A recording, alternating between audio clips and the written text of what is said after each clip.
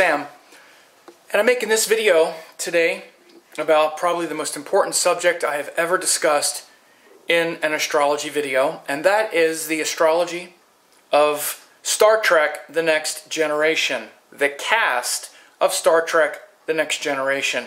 Now, this is probably the only TV show that I ever watched, that I ever liked enough to watch it. It was only for about 3 or 4 years back when I had a roommate who had a TV, who liked to watch TV.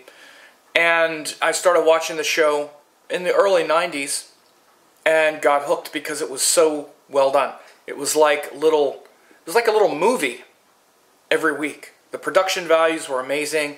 The stories were fantastic. It wasn't just like Star Trek from the 60s. I actually watched the Star Trek reruns that ran in the 60s. But they were so campy and cheesy, and the acting was so bad, and the plots were half the time kind of weird. Star Trek: The Next Generation was awesome. So, maybe you know that, maybe you don't.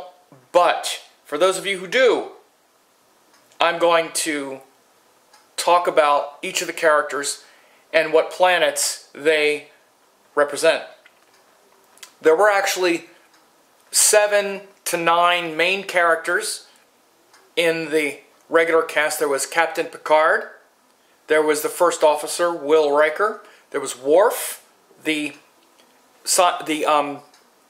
security officer, there was Data, who was the third in command. First, it was the Commander Data, Mr. Data. I'm going to try not to do that a lot, but it might be hard. There was Geordi, who was in charge of, he was the engineer, the chief engineer. There was Beverly Crusher, Beverly, who was the doctor. There was Deanna Troi, who was the ship's counselor. Then there were a couple other cast members who were also prominent. One was Wesley Crusher, who was Beverly's son. And then there was also Guinan, the bartender, who was played by Whoopi Goldberg, who was also had a regular role. Now, I also went outside of the regular cast for Rahu and Ketu, the lunar nodes, because the nodes are outside. So, let's get to the characters and why I assigned them what I did. First of all, we have Captain JeanLuc Picard. Now, it's easy to think that the captain would be the sun. But in this case, Captain Picard is Saturn. Steady, cool, humble. Of course, he's also older. And in this way, he's also paired. There's also pairs. And JeanLuc Picard working paired with Beverly Crusher is better as a Saturn-Venus pair, because Beverly Crusher is Venus, and Will Riker as the first officer being the sun and Deanna Troi being the moon are another pair. That's one reason, but the other reason is simply because his Saturnian qualities. He had a very Saturn nature. Of course, I already said he's older, but he was also very practical. And the other thing is that in this world, in many ways, Saturn is really the king. I know that might be a blasphemy to the sun, pardon me. But what I mean is that the highest qualities of the sun as the king, astrologically, as the Paramatman, as the supreme self, as the one self joined all the selves, which is the highest quality of the sun, is often, it eludes us. And many times the sun is the king with power who has a certain amount of bravado and extravagance, and even at sometimes dominance, a bit domineering at times. None of those things refer to JeanLuc Picard's character. His character is always very steady, rational, very Saturnian. In this world, I would say, to some extent, Saturn always gets the last word. And so, the verdict. The Starship Enterprise, Galaxy class, JeanLuc Picard, Saturn. Will Riker, the first officer, was the sun. The youthful, exuberant, powerful sun. And he had a lot of those sun qualities, which also include things like he was known for his sense of humor and his courage, and he was a great warrior, great in battle, and also, you know, a bit of a swagger about him. Known to have a big, maybe not a big ego, but to be quite outspoken and maybe not rash, but certainly a little bit vain and conceited at times. He was good looking, he flirted with women a lot, he was that kind of charismatic sun figure, which is when you see that powerful, confident, masculine energy, very much like the sun. His love interest, his romantic interest on the show was Deanna Troi, the ship's counselor, who was very much the moon. She was an empath, or actually called a betazoid, half human, which gave her empathic abilities, so she was always reading everyone's emotions. As the ship's counselor, she would sit next to Picard and read the emotions of people he was interacting with and whatnot. And Picard and Troi they got along, but Picard was always a little uncomfortable around Troi. Another reason why he was definitely Saturn is he was very guarded emotionally. He wasn't an open book. He was quite reserved, quite guarded. And it was a recurring theme in the show of his, you know, resistance to being open and to, you know, he was very Saturnian in his boundaries. You didn't see him having big romances or anything like that by any means. Again, he wasn't like the swashbuckler. He was very guarded. A couple times he had some romances, but they were very deep and they were based on very personal, sensitive things where he would open himself up. But Deanna Troi as a ship's counselor as the moon was a natural pair for Will Riker as the sun. Will Riker's, you know, which is the first officer, Will Riker's sun nature and his passion and his drama was very attractive to Deanna Troi, and her moon qualities really reflected back that sun of Riker. So they were a pair. And the one that's paired with JeanLuc Picard as Saturn was Beverly Crusher, the Doctor. She is Venus, and she's definitely a Venus figure in the show. First of all, she's very beautiful, and very much the nurse. Venus is the nurse who will help and try to save anyone. Including, many times there were episodes where her desire to want to save and help and treat even their enemies in dangerous situations, Beverly Crusher would be insistent that she beam down into dangerous situations where there were injured people, even if they were injured people of their enemies, or in situations where it really wasn't very sensible at all to have a doctor there trying to treat people. She would rise up and assert herself as Venus would, as the nurse who treats anyone, even someone who's dying, who is your enemy. There is none of that when it comes to the doctor or the nurse serving and wanting to give comfort. So Crusher and JeanLuc Picard had an ongoing attraction through the whole series, much like Saturn is drawn to Venus. Saturn and Venus are is a natural pairing in that regard. Then we get to Worf, the security officer. Now he, of course, is Mars.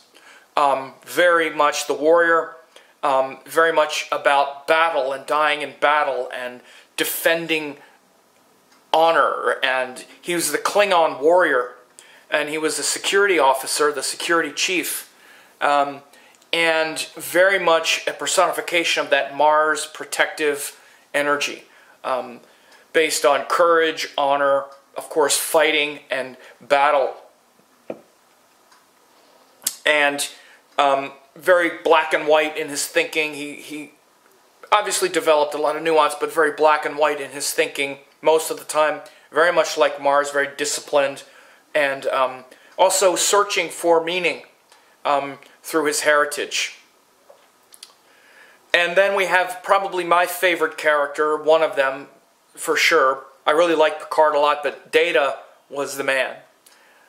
Lieutenant Commander Data, Mr. Data,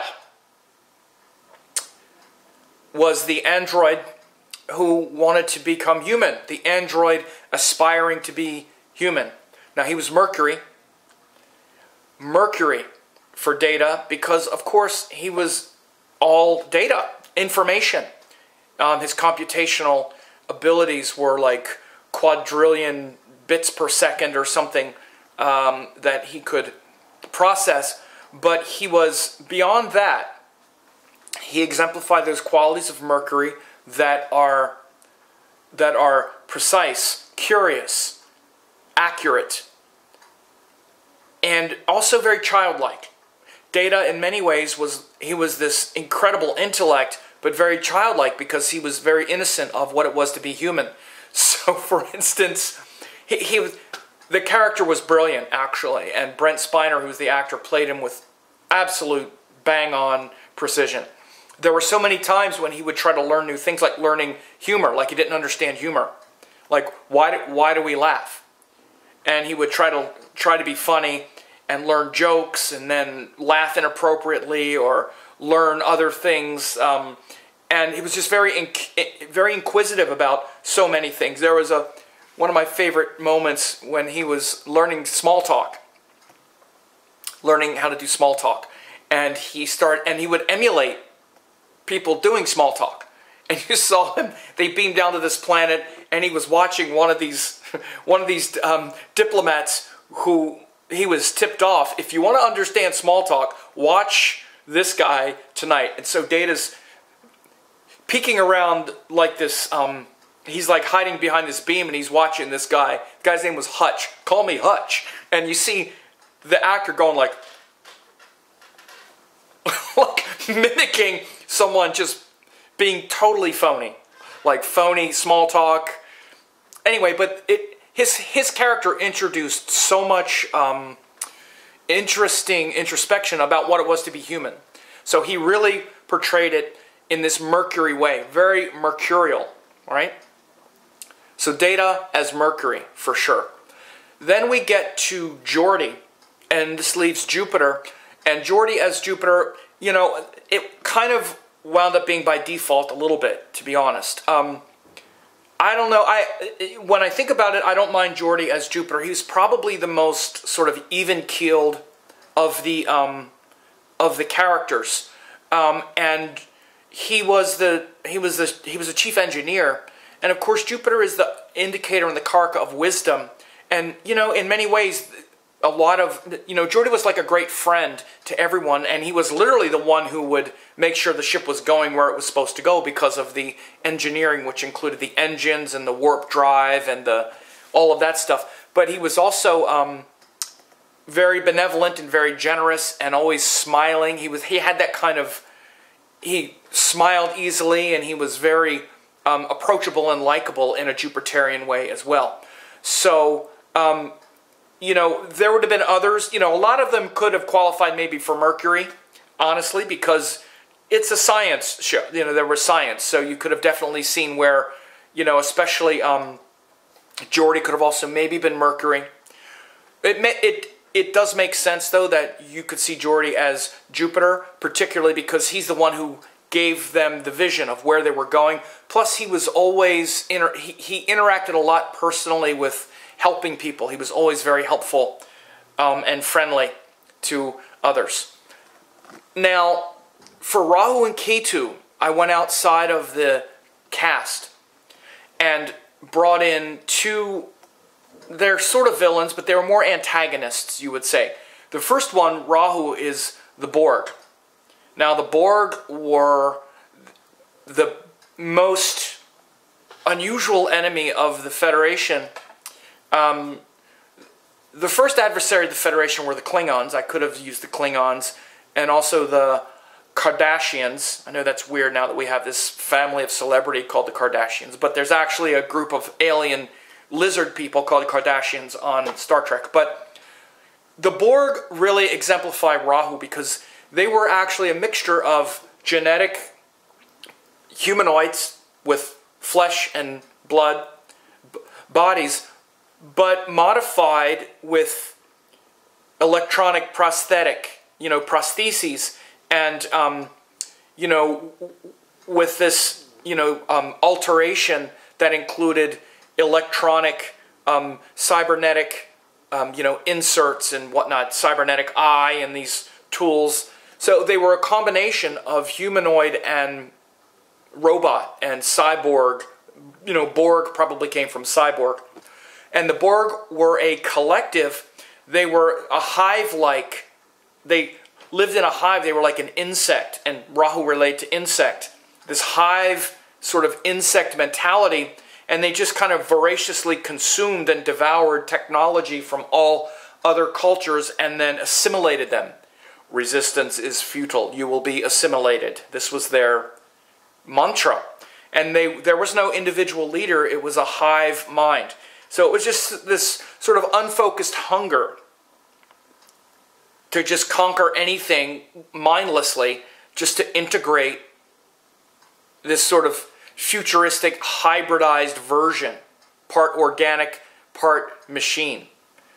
So that was very Rahu-like, in the negative, for sure. It was more like a negative Rahu energy. I'm going to talk about a more positive Rahu in a minute, but the more Rahu, how I really see Rahu playing out in the series in a more typical way was through Rahu. Was through the Borg. And then Ketu was with a character called Q, who came from the Q Collective. Another fascinating character. He was an eternal being who was just a being interdimensional and who was immortal. And he would show up on the Enterprise and just kind of wreak havoc with usually Picard and with the Starship crew in order to some way satisfy his curiosity. He would kind of play with them. He had a bit of a contempt for the evolutionary level of humans. He was much like Ketu has contempt for the things that he's looking at. It was a kind of disgust and contempt for humans on some level, and a way to sort of play with them in order to try to help them. The Q was actually to help us advance, but in a very aggressive way. And so, but who he was very much like Ketu. He was really connected to the immortal source, like to the galactic source, which is really not even of this cosmos. And this timeless sort of ancient mastery of all dimensions, space, time. That's really what Ketu is. It's a part of us that's not of this form or this consciousness or this universe at all. And basically Ketu, it says, sucks up the illusion. Rahu creates a lot of illusion. Ketu sucks it up, means removes the illusion. And that's what the Q did, is he would show up, and oftentimes after creating this massive illusion, he would use it as a way to suck up and destroy the illusion that the humans had. So this interplay with all these characters, it was a fascinating show. Those of you who've watched Star Trek The Next Generation and who are a fan, maybe you like my interpretations, maybe you have others, I don't know. I definitely found, I've pondered it for a while. Certainly my favorite characters are probably Picard. He was so good. And Patrick Stewart, a fantastic actor. I mean, he played it so well. The stories themselves were the real star, because the stories were so well done. The series was so well produced. The characters were so well developed. It was on for about 7 or 8 years, so they had time to really develop the characters. But the introduction of so many facets, they had a thing called the holodeck, which really also opened up the potential for stories, because they could have stories taking place anywhere, because the holodeck was like a place you would go, and you could go to any time and place. Sometimes the holodeck would malfunction. Like they were doing one scene where they went back to the Wild West. And it's all like a play. It's like a playground with all these holographic images in any time and place. but sometimes there'd be a malfunction, and instead of the characters being inert, they would be real, so they could kill them and all kinds of stuff. But the show itself was really well done. I wanted to talk, the last two things is to talk about Guinan and Wesley Crusher as positive iterations of maybe Rahu and Ketu. Might be a stretch. Especially, I almost made Guinan as Rahu because she fulfilled a lot of that Rahu energy of positive Rahu, like from another place, from another dimension, sort of very vague and shadowy figure. She was the bartender. She's played by Whoopi Goldberg, and again, very, very tuned into the inner workings of people, and very much about accelerating everyone's growth. She was also an outcast, like an outsider. She was a bartender. She even did like a lowly job, whereas Rahu was like the outcast and the lowlife. Not like she was a lowlife, because there were no real lowlifes, but she was a bartender, right? Which is kind of one of the lowest jobs you could have. But as the bartender, she was also the one who knew Captain Picard the longest. She met Captain Picard in other dimensions and all this other stuff, other lifetimes. So, very much a Rahu figure. She was also dark.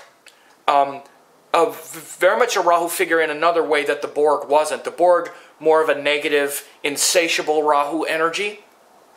And Guinan more as a Rahu as a force of light. And the positive qualities of something outside and alien, sort of provoking you into a higher way of looking at things. And then Wesley Crusher, it might be a stretch to say he had sort of Ketu-like qualities. He was a young kid, but mainly in the sense that he wound up by the end of the series being another kind of galactic entity, not necessarily even a person. Not just a normal human person, but a human who was actually extremely accelerated. So this makes him definitely have Ketu-like qualities. First of all, he was brilliant. He was like a child genius. And, very much, at times, a little bit of a wise-ass kid. Kind of like a smart-aleck kid. Sort of critical of things that didn't work well, although he was very respectful. But by the end of the series, he had gone through the Starfleet Academy, and he was going to be an officer. But then he discarded that whole thing, actually, because he was a class of beings called travelers, which was similar to the Q, maybe a couple notches down from the Q as far as an interdimensional entity. He was evolving, or very much at that stage of being what's called a traveler, which is someone who can use his mind to travel in and out of time, past and future, and interdimensionality and stuff like that. So he had that eccentric, otherworldly genius quality to him. Throughout the series, he was that kind of prodigal son. But then by the end, certainly had that capacity, and he showed himself to be a traveler. That race of beings. So, very interesting TV show.